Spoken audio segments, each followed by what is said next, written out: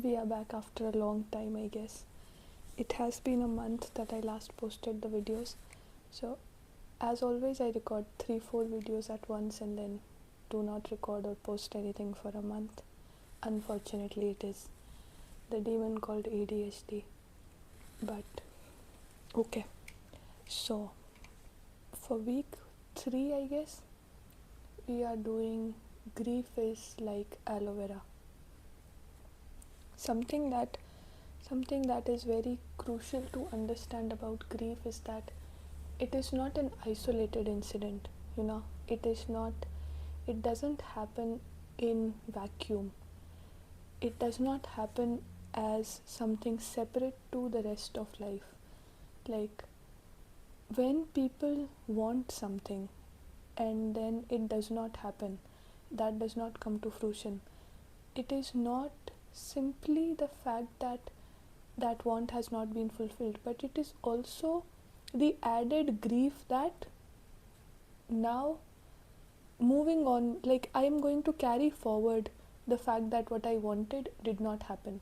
So a want is not just a want. Like at some point, a want is also a need. At some point, what I want, it is needed that it is fulfilled. Otherwise, this heaviness of being left unfulfilled, this heaviness of almost being abandoned, is going to be crippling, and it is going to almost like it is going to eat up my soul if everything that I want is considered a want, and hence it is considered insignificant. What you want is also a need at some point, because every time that it is left unfulfilled, there is something within you that breaks.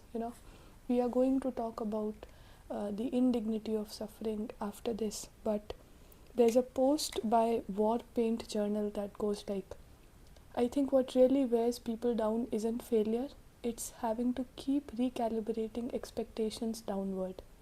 You start hopeful, then realistic, then cautious.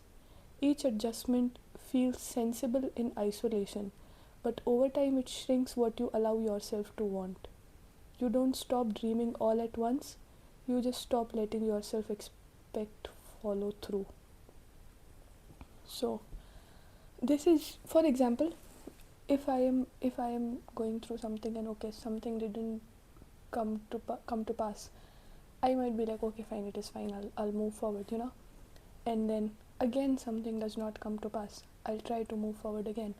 But every single time that it happens, there is something that gets collected within me, and that may be like this dust of, am I unworthy, or like all of these feelings that are, it breaks you, is what I'm trying to say. It is not just that it did not happen, it is the fact that we ponder over why did it not happen, and then we carry that forward towards any and everything else that we want in the future. There's a very beautiful quote that goes by something like, grief is an amputation, but hope is hemophilia. You bleed all the time. I'll put it on screen, but I don't remember the quote. But that quote is very significant. It is like, we underestimate how much grief is not just something that is happening as an incident, but how we are carriers of everything that happens to us, and we carry it, and how heavy it becomes, and how quickly it can become really, really heavy. We underestimate that moving forward, and we also underestimate how much our body stores all of those emotions. That is something I am learning myself, so it is not something I think I can be of much use about. But the point being, like, the entire point is, if I want something and then, am I being repetitive? I think my thoughts are all over the place. They indeed are. I've been trying to record this video and as always, I have very few notes, only like 2 screenshots that I took from somewhere, and we wing it like always. Every single time I think I should sit and write, and then maybe go from that, but I think that breaks my flow and I don't like doing it, so I don't do it every time. But this time, like, I've been meaning to record these videos for a few weeks now, but it did not happen. But anyways, there's another quote maybe that will help us get back into the flow. There's a version of me that died quietly, right between hope and reality. I visit him often, but he never looks back. So it is like, if I was completely separated from the situations that the social environment that I am a part of, then it is simply like, I didn't get it, moving on. I'll move on as someone unaffected by the act of not getting it. But not only did I not get it, so for example, if I am a video game character and I have 10 XP and something that I wanted did not happen, I do not have 5 XP now. I still have 10. I just do not have what I wanted. But as humans, our energy also depends upon what happens to us. We are not isolated. We are not completely objective. So we carry the grief and the added grief of not having that which we wanted. This relates to aloe vera in the sense that I was making my vegetable juice the other day. So I've been trying to like get my shit together and everything. So there's this like vegetable juice that I made, I think 2 months ago. And because I can't make it every day, so I make it in a big batch and then I freeze it in glasses for a month or something. The first time that I made it, it took me 90 days to finish it, though it should have taken like maybe like 40. And then now I've made it again. So for that, aloe vera was also needed, right? And my iPad was there because I was listening to music on it. So when I was peeling the aloe vera, some of the gel got onto the screen, and at that point my hands were already very messy with the aloe vera gel, so I didn't intend to like remove that instantly, so I let it sit and I kept focusing on the juice and everything. By the time it was done, there was some dust collected on the top of that, wherever the gel was. And if it was like, if this iPad was in a vacuum, if it was in an environment where nothing else also happens, then it would have just been aloe vera gel. But by the time I got to clean it, there was aloe vera gel, there was dust on top of it, and because time had passed, that also became kind of dry, So when we look at ourselves and when we are like, why can't I let go of this grief so quickly, or why can't I jump from joy again, or why am I carrying it so heavily? It is because all of this is not happening in isolation. It is because you have something that breaks your heart, but you have to wake up the other day and show up in life in whichever way life is demanding you to.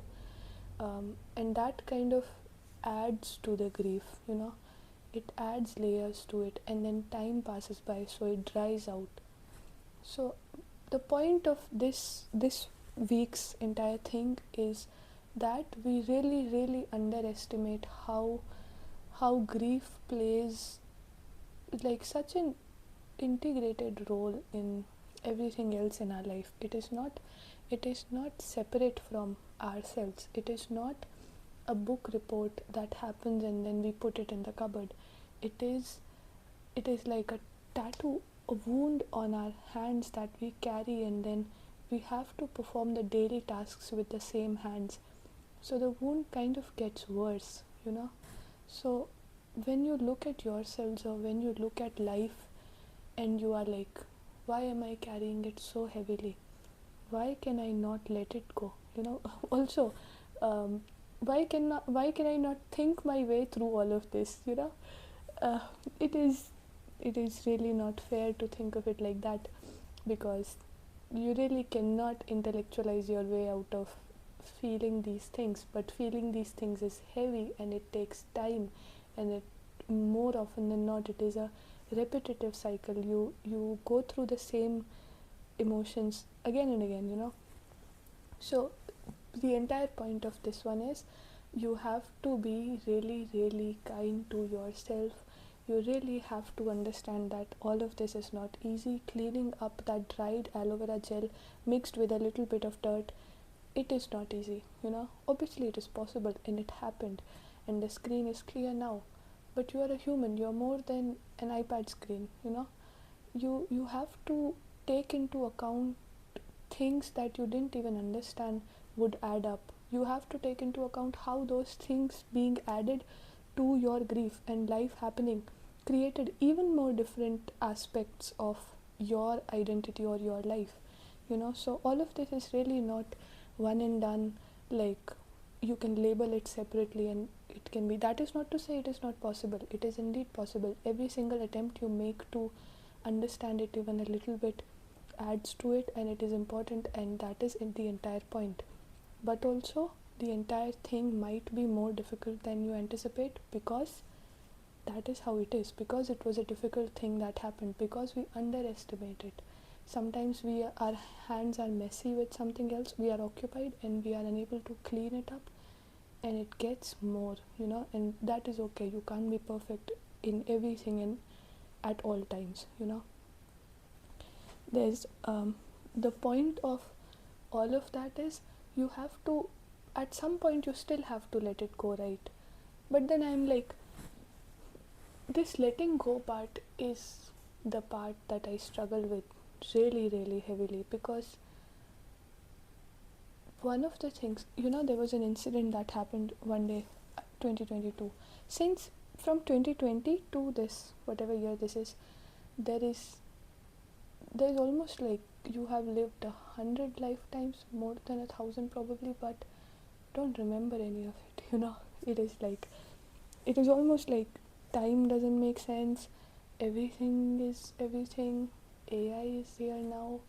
Like everything that you could imagine has been much worse than that, but not getting off track. In 2022 or something, I had written stuff on whiteboard. I forgot what it was, but I think I have a photo of that, not sure. So I had written stuff on it, and it was like an entire thing. I think maybe I was trying to understand my brain or something was written, but it was a full whiteboard, fully it was written. And then when I wanted to take a photo of it, my phone's battery was low or something.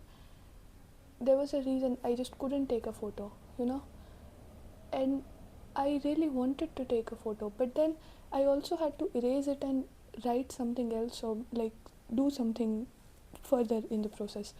But I just couldn't erase it, and I was like, why am I unable to erase it? And then I was like, because I have not taken a photo. But then I'm like, what will I do of the photo? What will I do of the photo? What is the point of that photo? And the entire idea is, if I do not take a photo, then how will I show that it happened? And then I was like, who will I show it to? Who am I going to show it to? And then I didn't have an answer. The point was not that there is an audience. The point is that I should have evidence. I should have recorded evidence of everything that has happened and how it has made me feel. And I have to put it all in words, and I have to continuously record it, and I have to, like, there's a fabulous screenshot that I took a screenshot, but it is an Instagram post that I came across, which was like, we are documenting our lives for an audience that is not there.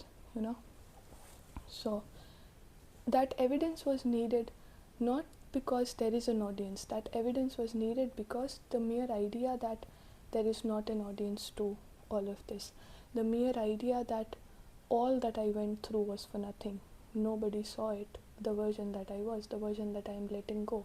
If I let go of all of it, then who has seen it?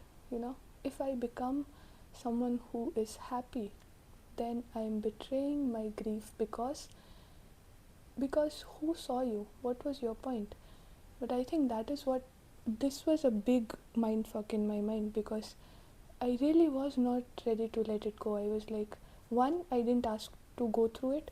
Two, even when I have survived, now I want some like acknowledgement of the fact that I have survived. And I want it, I don't know who I want it from, and then I know who I want it from. It is from me. We underestimate our own authority. We underestimate our presence in our own lives. Every single time that I make an outward call to be validated, and it is absolutely necessary to be validated from outside, because we are human beings, and to need attention, to require validation, to seek assurance is very much a basic human need. It is not too much to ask for, and I hope that we get it. But every single time that one of those needs arises, it is definitely a reflection of me abandoning myself at some point, like at the end of the day, I really, really want to see myself, and that is what I am ultimately seeking through. Even if the entire world sees you, I don't think you can achieve what is within that can only be achieved by being your own audience, So I really did not erase that, and then I struggled with it. Like, if I let it go, then who has witnessed it? If I let it go, then what will become of me? The fear of the unknown. Who am I? When we attach our identity to all that has happened, it almost makes it feel like the new identity is not me. It is almost like a betrayal of my grief. But the entire point of that grief was for it to be alchemized, and like the version of you that carried you till here, it was not a betrayal to let it go. That is what it wants you to do, because it wants to go, or that is what I think makes sense in my mind. That is what I'm coming up to. But there's a reel by Wander with Worthy, and a screenshot I've taken from that shows I was keeping my old wounds fresh as evidence for a trial that would never come. I don't know if these are their words or they've taken it from someone else, but I came across these words through their reel. So, like, letting go is really not that easy, Like, I am attached to it, I can't let it go, and then if I let it go, then who do I become? These are difficult things. These are easier said than done. To even get to the mental acknowledgement of these processes is a big step. It has taken years to even get out of that, mindfuck. But to imbibe it, to integrate it, to actually act upon it is another challenge. But I think that is the point of life, I guess. So, yeah, there's a fabulous screenshot that I took from the account Alcohol and Roses, and there's a dog who's wearing a sweater, and it reads, "Do not suffer for longer than necessary. Wash your hair, make a decision." So maybe that is what it is, right? Like, genuinely, when I was washing my hair, you know how the moment you put water in your hair, it is like, oh my god, life is really not that difficult, I'm making it such a big deal and all of that. Both are untrue. One, I'm not making a big deal because, again, this is how I function, as feeling as intensely as I do. So I am not making it a big deal, quote unquote, but it is also not as big of as, like, I am not as helpless as I was, at some point it becomes easier to move, and I think these are those points, and we are getting there.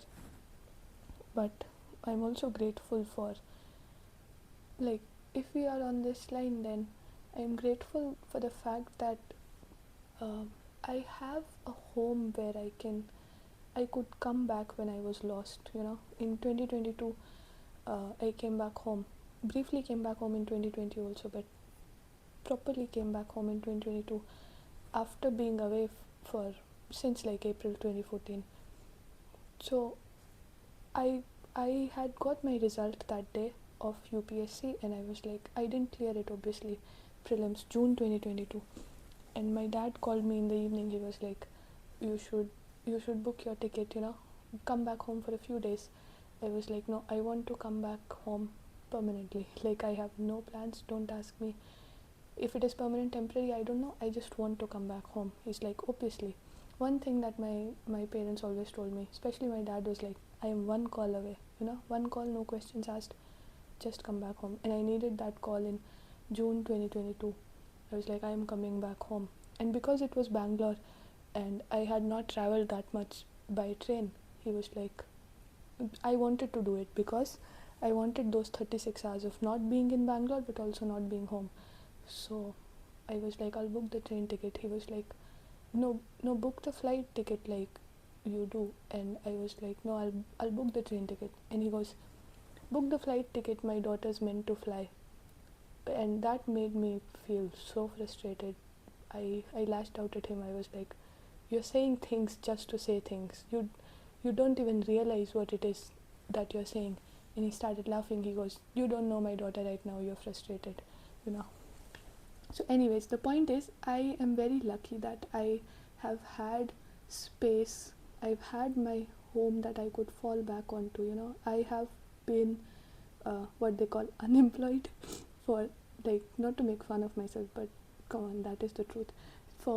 Since forever, I have never had a job. I am 27, but I have, and honestly, a job doesn't make sense to me, but the point is, for me to be me and for me to have these realizations and have this much time and space to just cry and learn new and then cry more, I am very, very lucky to have that space and time, especially with respect to my parents.